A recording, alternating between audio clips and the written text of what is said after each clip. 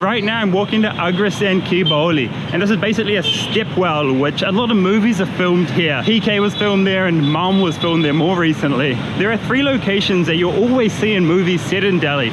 And so the first one is this stepwell, the second one is the Delhi Metro, and then the third one is the Karol Bagh Hanuman Mandir. And when you see one of these places, you know ki hum Delhi mein hai behan. Today I'm going to take you around a few filming locations in Delhi, and I'm going to give you a few reviews of 7 movies that I watched last week. I spent all last week watching Bollywood movies, and look, it looks like someone's filming here actually. A bunch of taxis, and we've got film gear here too. Let's get in before the film stars get here so I can do my shooting.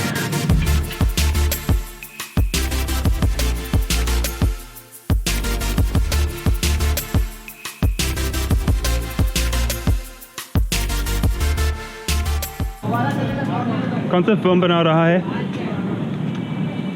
It's Malayalam film. I started my Bollywood movie watching week off with Baaghi, and oh my god, bahut hi bakwas thi. What did I watch, you know?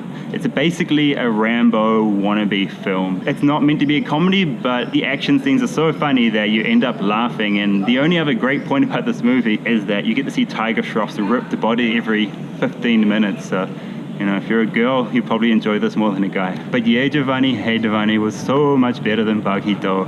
This is a really sweet movie, and Ranbir was really the star here. And I could relate to his character a lot actually, and that's always to me the sign of a great movie, when you can understand what the character's going through and even see part of that character in you.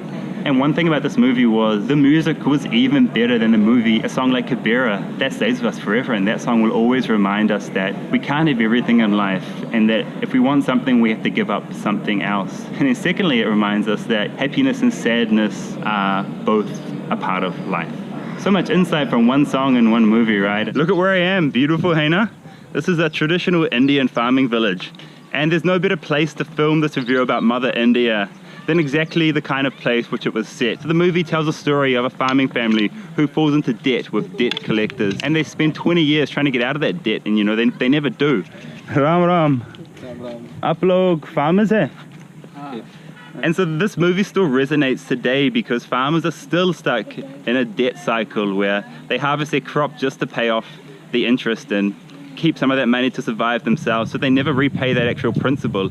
And you know, it's led to a lot of farmer suicides in this country over small amounts, like, you know, 300 rupees, which is about $6 American. It's really horrible. And in India, the middlemen take all the profit from the farmers. The farmers sell their produce to the middlemen, and you know, these guys resell it to retailers. India के अंदर जो किसान है सबसे ज़्यादा मेहनत करता है। अभी खेतों में आप जाके देखो, कितने खून पसीने से वो कमाई करता है, लेकिन रिजल्ट जीरो, खासकर राजस्थान में। These farmers are literally feeding the world. Their rice ends up on my plate in New Zealand. Their beef and all their other meats end up in Dubai, and their spices end up around the world. We're all eating Indian spices, right? And then not to mention they're feeding all of India as well. And you know, what's more important than feeding people? Feeding someone is the most important job you can ever do in your life, and these guys are doing it every day, and it's super hard work. And they're not getting what they deserve for the work they're doing, for the great work they're doing. Amir Khan is my favorite actor and director in Bollywood. Whenever one of his movies comes out, I'm first at the cinema waiting to see it. And so you'll probably be surprised that I hadn't seen 3 Idiots yet. Here in India, life is extremely competitive. Parents, society, and educational institutes, they put a lot of pressure on students to succeed. And in some cases, families have bet their entire future by saving up money and betting it on their child to become an engineer or to become a doctor, to be the first person who's ever studied in that family, right? Imagine you've got all that pressure on you to help the family succeed in the future. And you know, the problem here is if parents are forcing their kids into being an engineer or a doctor, how's that kid going to get the marks if they have no passion for what they're studying, right? So when these kids in real life here haven't got the marks, some of them have committed suicide. And so this movie 3 Idiots, it deals with this very serious issue in a very light-hearted way. And in the end, it's a lesson for parents, and it's a big show of support for students here in India. When I watched the movie, I couldn't really relate to 3 Idiots because I never had this pressure to succeed. And my parents never asked me to get great marks or anything, right? I wanted to succeed myself, and I went to university and I got good marks because I was passionate about what I was studying. If you think about it that way, if you imagine your parents putting all this pressure on you to succeed, then you can see why Indians love this movie so much. They want to follow their passions. And how this movie ends sums this issue up perfectly. Follow your passion, follow excellence, and success will follow you.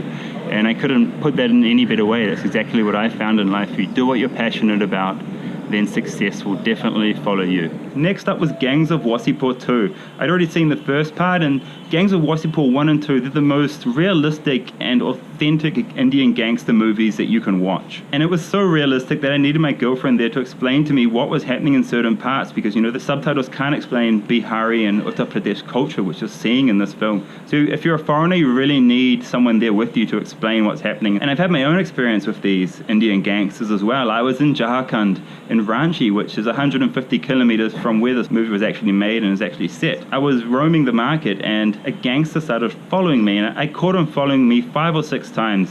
Then I thought I'd lost him, and then I turned around and there he was, 2 shops across, staring at me and talking on his phone. And it was at that point I knew he was following me, so I just ran to the nearest armed policeman that I could find. And as soon as he saw me at that policeman, he sprinted for his life, and we couldn't find him after that. I've written about this on my blog, so you can read the full story there. I promised you another filming location, so here we are at the Indian Habitat Center in Delhi, and this is where Rang De Basanti was filmed, right behind me in this amphitheater. The other 2 movies I watched last week were Filmistan and Ugly, and these were great entertainment, but there's no insight I can give you on these movies. You know, they didn't speak to me in any way besides just entertaining me. So let's take it to the comments now. I want you to post what your favorite film is in the comments. I've been doing a lot of live streams lately, so if you guys want to know when I go live on a live stream, hit the bell icon. And when I do a live stream, I'm always roaming somewhere in India. I'm never sitting in front of my computer or just chatting to you guys. I'm always roaming somewhere and showing you guys something new in India.